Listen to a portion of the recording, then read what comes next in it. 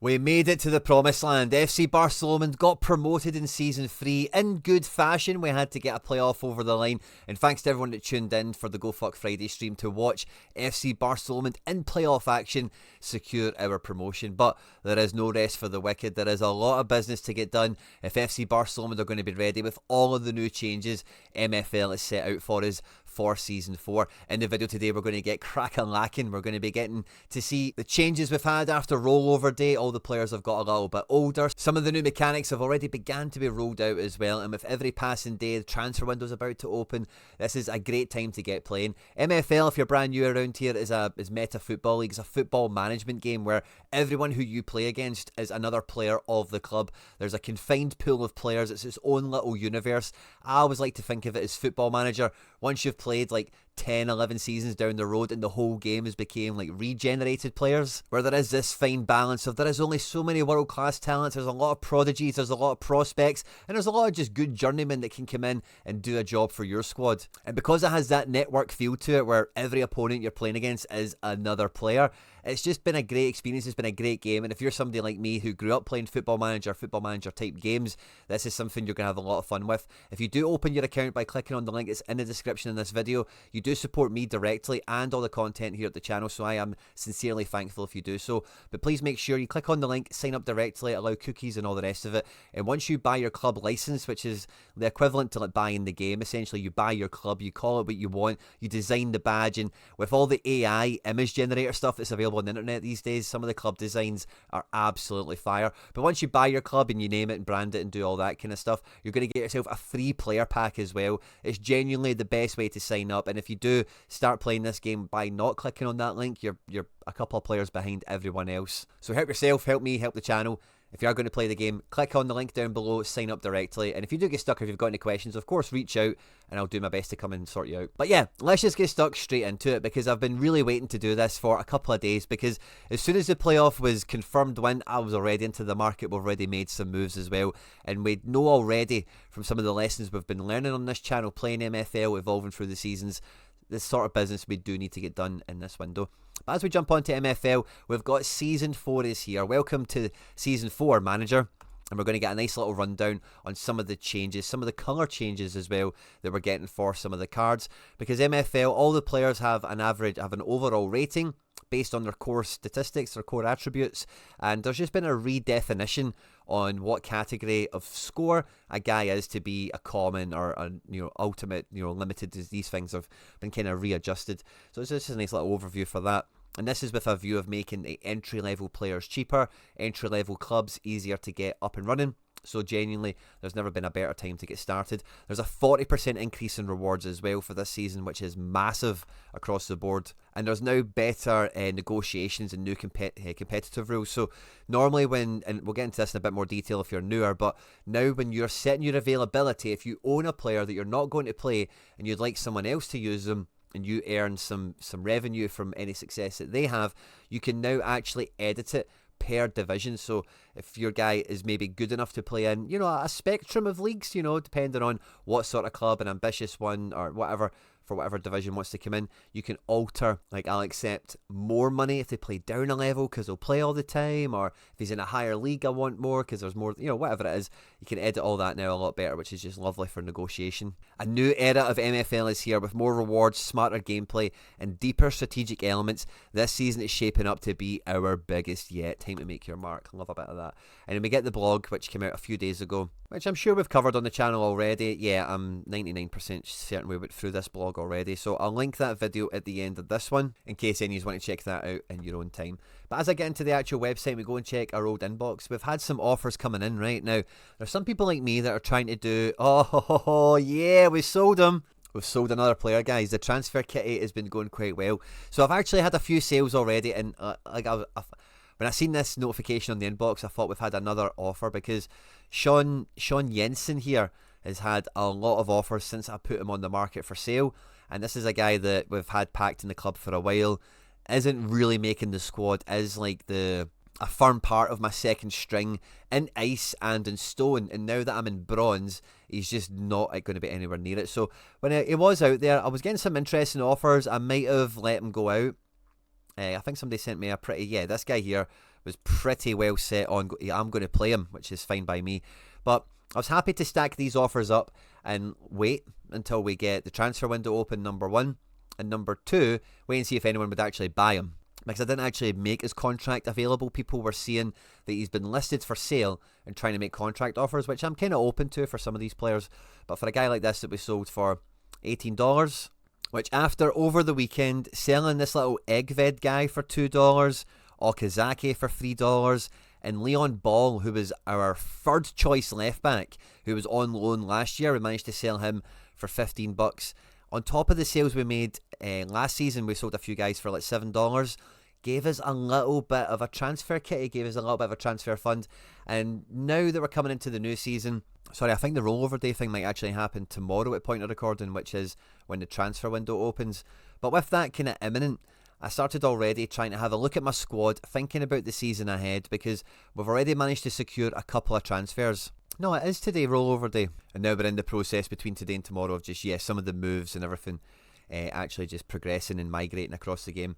So yeah, that's good to see, double checking that from the inbox. But we managed to do a blockbuster deal already with Bald Sherlock, friend of the channel, friend of the community, of course. Baldy's been in the community for a fair length of time. Sorry, don't know why I said Baldy, it just felt quite good. He got this guy in his beginners pack, and he was in the group chat saying, hey, I've got an absolute stud here, who could use him? And I put my hand right up. We've gave him a juicy cut of rev share, because I'm not planning on getting many more loans. I do need a few, but they're all going to be like second string players. So I was quite happy to support, friend of the community, help him with his player. Maybe he levels up, but maybe it'll help me as well be competitive in this league and maybe get a little bit of glory. So we've already started off with a huge acquisition, a huge transfer coming in.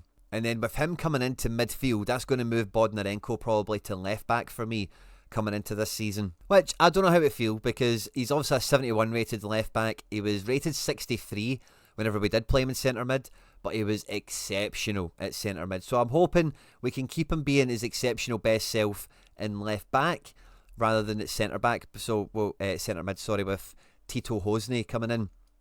So that's lovely. We've lost the centre defensive midfielder but that we had on loan. We were not able to get Molina back in for another season. The guy that owns this player messaged me on the rejection saying I'm going to play him this season. So fair enough. The guy's going to use him, and good luck to him. It was nice to have him in the squad. But this is the gaping hole that we now have in the team, a centre defensive midfield that needs filled, as well as centre back, because I did feel that, we conceded a lot of goals. Our defence looked okay, but was never great. And one of the main statistics I noticed across the defence is outside of the fullbacks, obviously now that Bodnarenko's there, 81 pace, Casas 86, all of my centre-backs are slow as fuck. Like Will, who's a backup centre-back, 45. Kaiser, who was first choice, 47. Quintana, 48. Ryger, 64, is a wee bit quicker, but he is the lowest ranked centre-back that I've got here. And Wagner, who's the main man, my best centre-back, his pace is only 56. So I do think we need to upgrade at centre-back, and that's not really a need position, but I think that is like a position of strength. That's something that we'll gain good ground from, essentially. And I do think that this, for the most part, is going to be the best 11 that we run with. But I'm also thinking ahead to the problem that we had in Season 3 was rotating and been really struggling to rotate. So I've already laid out what is going to be the backup team, the full rotation. And, this is going to surprise you, right? Because I had some difficult decisions when I went to look at my squad, because I do have depth for these positions without it being that great quality. Now, all these guys are definitely not good enough for the league that I've went into as a complete unit, but this is a lot of my backup that I have right now. And Castagno, became a bit of a point of contention with some of the supporters in the live chat, some of the matches, that defensively he was exposed quite often at left back because he gets such a huge handicap in not being left wing back. So I thought, if we're going to do a plan B, I want to maximise as many of the guys that I currently have that could be plan B within that. And this is what we end with, essentially. Centre-backs that we know that we've been progressing up. Castagno's a hero. Will is a hero. Benitez, who we spent money on in between Season 2 and 3, is a backup keeper who's young, tall, and can progress. We want to get him minutes. But that then puts pressure on what the backup shape is going to be. We need a right wing-back to come in here to play well enough to complement Castagno on the left to give us that width. And then we then need to get another cam and another striker, which is fine because they could maybe even just rotate in with Mooney or one of the two strikers.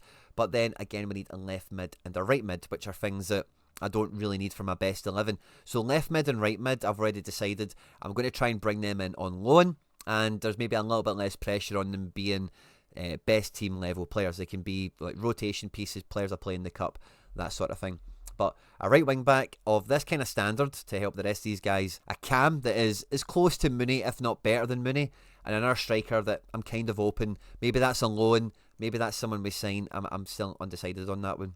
And that is like the wish list. Underneath, we need a new centre back that can upgrade us in this position, and a new centre defensive midfielder that can help, keep the level where we had it with Molina, and with Hosney coming in, and maybe with the centre back upgrade, can help elevate the team into being capable to compete in this division that we're in now, bronze or whatever. And I was out in the market and I found this guy up for sale for, I want to say $20. Now, bearing in mind, I've taken a lot of guys that were nowhere near my squad. Some of them were out on loan and all the rest of it we managed to sell. We managed to get this one over the line when we got Ball sold for $15 because I just pushed us up to a high enough range. But this guy has some lovely statistics. He's 71 pace, 71 dribbling, defence and physical, lovely. The passing could be better, but it's certainly not terrible.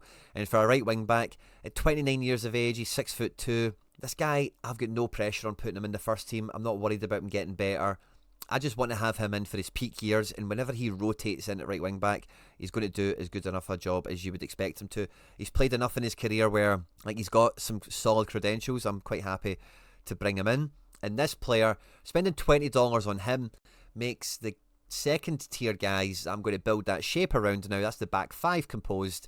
It kind of helps reinforce the development that I've had with them, and I'm not throwing all of the babies out with the bathwater in this one. I'm trying to keep those guys that are still young enough to develop, those guys that have developed with me over the last couple of years, and you still want to leave the door open to. We've seen it how rapidly some players can progress, and some of the guys I've got, you do worry that if you sell them and someone else plays them every week, that they shoot up and they become like highly rated and they could have been really useful for you. So I'm trying to marry up the players I want to keep my tabs on and the ones that I'm just like, I'm not too bothered. If I get a couple of quid for them and I can roll 3 or 4 of those guys into a credible backup player that makes rotating the squad easier and it minimises the fall off in quality, then I'm happy to do that. And Kasper Michelsen has joined FC Barcelona for season 4, so we welcome him to the club, and he's been progressing well, performing very, very well, thriving in training and all the rest of it, and he's went from being a 69 to a 71, so we're happy to bring him in. That's a good buzz. And then before we sold Jensen, I actually made a bit of a minor deposit on this one, because I still had some leftover balance, and in that pursuit of a right wing back, I found this guy. Now, this guy didn't really impress me too much as a right wing back. His pace was amazing, his defence is incredible, but everything else for a wing back is just very meh, not very good at all. He is quite short. But when I checked him out on MFLplayer.info, I found something really interesting, and I'm always interested in this now. Since Bodnarenko, and since I've heard from some other managers and players in the community about, this guy's actually better in a weird position you wouldn't have thought. Now, this doesn't really jump out as being that situation, right? But what did jump out to me is he doesn't actually lose any points for being at centre-back or right wing-back. Normally a player's secondary and our primary position, there will be a slight difference in it. Sometimes it's for the better, which is that kind of unicorn thing that some people have been looking for that I am yet to find. But even the fact that he's just as good at centre-back, I don't have any centre-backs that are rated 70. My next best one is 69. And when I compare the statistics directly with João Faustinho here, our Brazilian right wing-back, with all the centre-backs I currently have at the squad, he's clearly wildly faster than them all. His passing beats most of them. His defending beats them all. It's his physical and his height that kind of slows him down compared to the other guys. But I don't really care about that, because I think with Big Wagner there and with all the other defenders being so strong and all the rest of it as well, if I can get a centre-back in here with this level of pace that can play his position as well as possible with 7 to 8 defending, and he's not been ever present in his team before, so if I can play him at this high level with a good squad around him, this feels like Bodnarenko from this time last year. And for some of you guys that were watching those videos, he was a left back that we wanted to buy and play centre mid, and it worked out famously. And I feel this year we will get a lot of pace coming into the team with Bodnarenko going back to left back now, and now we're adding in a Brazilian centre back who at 25, by the way, Still has his best years ahead of him. And I think we spent $28 on this guy. And I can't remember how much that we had to deposit. It was like maybe 19 quid or something. I still had some dollars left over from after buying Mikkelsen, after selling all these guys. You can probably do the maths if you're watching at home, pause the screen or whatever. Feel free. But we made a bit of a deposit and we brought in Faustino. And I was hoping when I was doing this video I'd be able to lay these guys on screen, but that'll be tomorrow, and I couldn't hold my water. Especially now that I see that we've sold Jensen for $18, because now the position we're in is we still have a few players up for sale, and what I've been doing is I've been going through all my players. I can't do this yet with the development squad guys, so I'll need to leave that for tomorrow. But what I'm doing is I'm looking at them all and I'm thinking, do I want to sell you or do I want to keep you? Oh, some of these guys are out. Oh, cool. Yeah, so these development centre guys are in there for multiple seasons because a lot of them were really young or goalkeepers and stuff, so that's fine. They're still in there. I got confused earlier with the rollover day happening or not, but now I'm on the same page. So we need to get a contract offer into Castano, I think. Otherwise, I think everyone else is fine. But nice. Okay, so I can show you a little bit of what I've been up to. I've already got some guys listed, but quite simply, I'm having a look at them. Like Jorg Steffens. Now, this might surprise you guys, but Jorg Steffens was in development centre this year, right? Now, he played for me in Season 2. He was one of my flex rotation right mids. And I was always really impressed with him whenever I watched him. It was obviously Ice League. He's a 66 backup right mid for me. But he did look pretty nippy. He did look pretty good.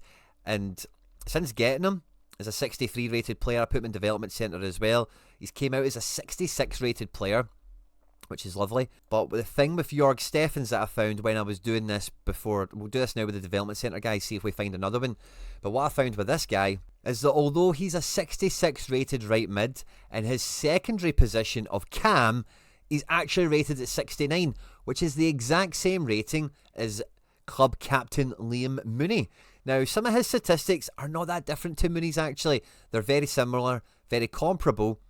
As you can see here, Steffens has played 12 matches, 5 goals, 5 assists. Not a bad shout. He's still only 20. So that's an exciting player that's came out of development centre. And he is going to go into, if you remember the shape that we had, we needed another cam, just like Mooney. He's going to come in and be that guy. But I stopped short of doing it with the rest of them because I wasn't able to. So when I seen that with Steffens, I just gave him a contract offer. He's already signed. Yeah, so just to show that on screen. I gave him a new pre-contract, and then I thought, right, with some of these other guys, I wasn't too sure. I'm probably going to list and sell them. And we've done that already with some of the guys that were contracted to me last year, like Zeller, Grant, Fletcher. So here we have Fardine Mahadadze. He's rated at $11. Nothing fancy about him. He's been in progression. He's been in the development centre, for the last year. And he's went from being like a 62 to a 63. No big shakes for me. But again, this is a guy that in the few chances I used him, similar to Steffens, he did actually look quite good. And I think anyone at that level who's after a right mid, left mid, I think he plays both, 73 rated pace, 77 dribbling, he will be useful to someone. And I'm happy to still loan players out and do that side of the game. But for some of these guys where I can get like a wee amount of money that would make a bit of a difference, then I'm going to be quite happy to do that. Now I'm looking at Federico Palma here. He's only actually rated at $8. I've never liked this guy because he's called Palma, obviously. His shooting is pretty down, but I suppose for the levels and stuff, he might become now a bit more usable for someone. He was in the development centre last year and he never really kicked on much, so yeah, it doesn't really give me much hope for him. I'm just going to list him. At 22, he's still got a lot to give. That pace is always quite interesting in terms of a leading statistic he has, but yeah, I've just never been that high on him, never been that excited, and yeah, let's just move on from it. Martinek, but it's totally different. He's still only 20. I loved this guy in the early seasons. He's progressed from being a 57 rated player up to being a 62. We put him in development last year. He's rated at $15 now. I think that his age might help him in there. Sadly, he needs to be in centre forward. Can't really be playing him in striker. Left wing, he gets a little bit of a handicap. Martinek is maybe a guy I'd rather hold on to a little bit, still just being 20 years of age. I think that's somebody that I will hang on to and maybe just try and loan him out this year. We've got a few guys listed already. They're 22, 28. Bustamante signed a pre-contract with someone. Now Steinbauer here is actually did get alright in the development centre. He's went up a bit. He's went up from, since we got him at 57, he's went up to 59 now. So that's fine by him. Doesn't look too happy in his picture right enough. 5'11". Shooting is good. Much better than Palma's, who's a much better rated player than him. This is a guy that just needs to get out there, I think. And again, nothing fancy with the positional thing to be unearthed there. A 58 rated player with 80 pace is always quite eye-catching. 6'2" as well, by the way. I think this guy might have been on loan last year. Yeah, he was. He went on loan last year, played 9 times. So this guy maybe, he's 24. 9 games, 2 goals. That's not too bad, but at 24, yeah, I'm not too married to, like, we have to keep him. He's rated at $5 at the moment. And to be honest with you, if I was starting my club, buying a guy like that for a fiver would really work for me. Passing and shooting are a bit weak, but 80 pace at that lower level is very distinct, you know, so it kind of makes up for some of the other stats. 62 physical as well. And if he was going to play all the time, you know, he could develop quite nicely. So I always like to see that maybe some of these guys become a bit of a bargain for someone. Oh, Thomas Muller, one of our old favourites. So he was a good season 1 guy as well. He's out at development centre. And I was hoping he would have kicked on, but no. How old is he still? 23. This guy was really fun. I really liked him in my team. Ice League level, of course. But just like his namesake, just knew how to find the back of the net for me. 18 appearances, 5 goals, 6 assists is lovely. He's only rated at a 5er, which feels quite crap for him. I think he's a good player, but I'm going to put him for 8. Just because I'm just put him for 5. Don't be greedy. His stats are good, 63 pace at this level. I think he's worth that extra couple of quid. And then we've had this Barbero guy, I've just listed him. Jim Wolf. And he's got 71 pace, by the way. That wee Barbero could be, again, very handy for someone. This little guy, Jim Wolf, I think we put him into development centre last year because he was 22. He's only rated at $2. He's not moved on at all. And, you know, for guys like him, I remember him being so kind of worthless in terms of the marketplace when I wasn't too sure what to do with him. But I thought, let's put him in development centre and let's see if he can go from being like 49 to 55 or something like that. And it feels like mainly Steffens, the guy that we're keeping, was able to do that. And some of these other guys maybe weren't as conducive to development centre. Only doing it for 1 season, you're never going to really get a max rip out of it. But I just felt that if I loaned this guy, Jim Wolf, no one's going to play him. So it's maybe better for him to go into development centre for a year and get that 80% lift versus not playing for anyone at all. And the last player we've got to kind of have a wee look at here is Roger Picard. Now, there was a reason I liked this Roger Picard, and I can't remember what it was, because I was close to ditching him before, because he's 47 rated. But I definitely seen something in him, and I thought, no, I'm going to keep that guy and stick him in development. It might have been his pace, or the fact that he can play right back and cam equally as good. He's still only rated at $1. I think this guy's stats are quite good, by the way, but it's just, yeah, he didn't really do much for him. Moved him from 46 to 47, bit of a nothing event. This is a guy that I think I have to sell, because at 24, yeah, there's not much more to be expected. I'm going to list him for $2 rather than 1, because I just think he's a wee bit better than a $1 card. There was something about him I liked. His 76 pace is still quite eye-catching. Physical's good as well. And I think it might be his dribbling. Because he can play in cam, that dribble, like that set of statistics at right back could be really good at the right level. So I think I was hopeful he might have kicked on a little bit, but he didn't. So we've got a bunch of guys listed now. Some of them were already listed from a few days ago. You don't need to worry about that too much.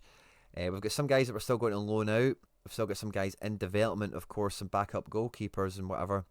And we've got some guys that are already out on loan with pre-arranged contracts like Brandt and Cordoba here, which is all fine and good. And any one of these guys that don't sell, I will be happy to loan them out. And looking at, we can't do it today because the transfer window isn't actually open till tomorrow at point of recording, but what I'm going to do with all these guys that are listed is I'm going to be able to go in here and tweak all of the availability that I'd like to have for them in case a good loan does come up and no one comes to buy them.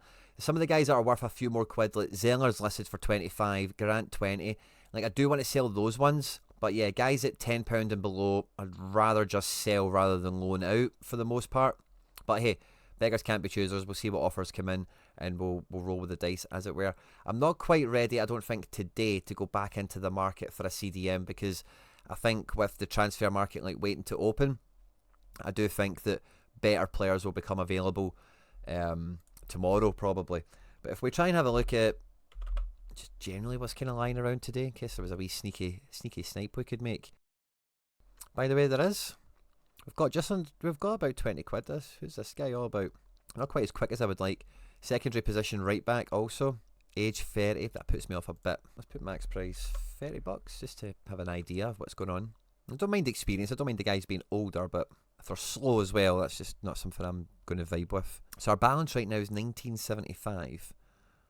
No one is £19, are they? They're all, I think the cheapest is 20. So we could. I don't think some of these 70 guys are going to be good enough unless they've got like mad exceptional stats. I think we maybe need to look at like a 72 level guy maybe. So I think this guy's super cheap because he's older. Puig. 85 dribbling. Yeah, defence isn't up to much. I need a guy that can defend. 82 defence, 58 pace. Interesting. It's this guy's pace that worries me.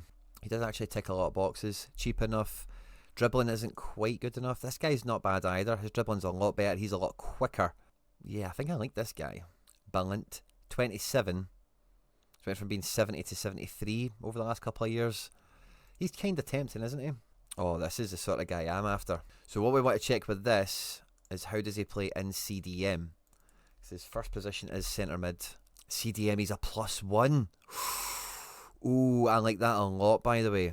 I like that a lot. How old is he? 27. That doesn't bother me. Value, they reckon under $29 on this website.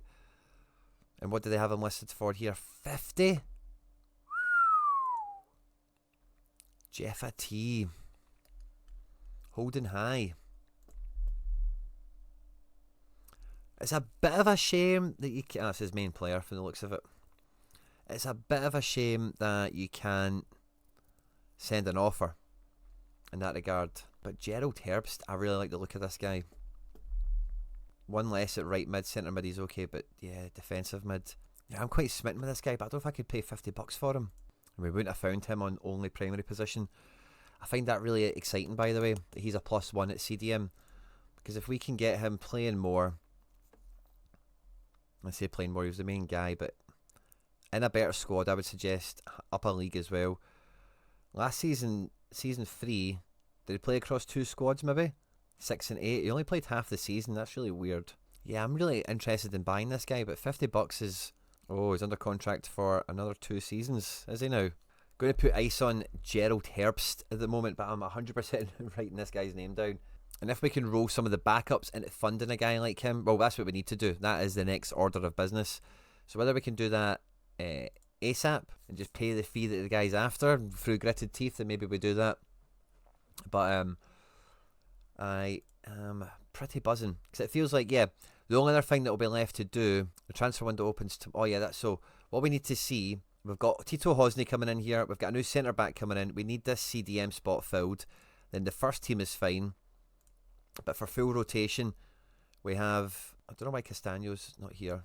But yeah, we have Castagno, we've got the right wing back, we've got Steffens as well, that guy out at development centre. So we need a striker, a left mid and a right mid that I think we're going to do from contracts. And I think, yeah, they said they were going to be wiping everything and resetting. So the market's clear until tomorrow. So this is like the calm before the storm. We've got some players listed, we know where the squad is at, and we'll probably be back to do some more MFL content this week because it's all about getting the squad ready for this next division. There's a bunch of yous getting involved as well, signing up, creating your own accounts. So be sure to let me know how you guys are getting on, what preparations you're doing ahead of Season 4. I'm maybe about 30-40% of the way down the road. Like, I know what my plan is. I know what my to-do list is. I just need to go out now and have some players move out and bring another couple in. And yeah, it's going to be a really busy couple of days. The new season starts, I think it's the 19th of March, isn't it? So it's going to be a really busy week for everyone. I'm excited. I'm just about set, and I look forward to making some more videos, maybe doing a live stream this week as well to kind of go through the squad and some of the business that we managed to do off the back of this video. Please do, if you did enjoy the video, like and subscribe for more content like this as well. On screen there now some other stuff that I've made that YouTube thinks you might enjoy. Stay out of trouble, and I'll catch you on the next one.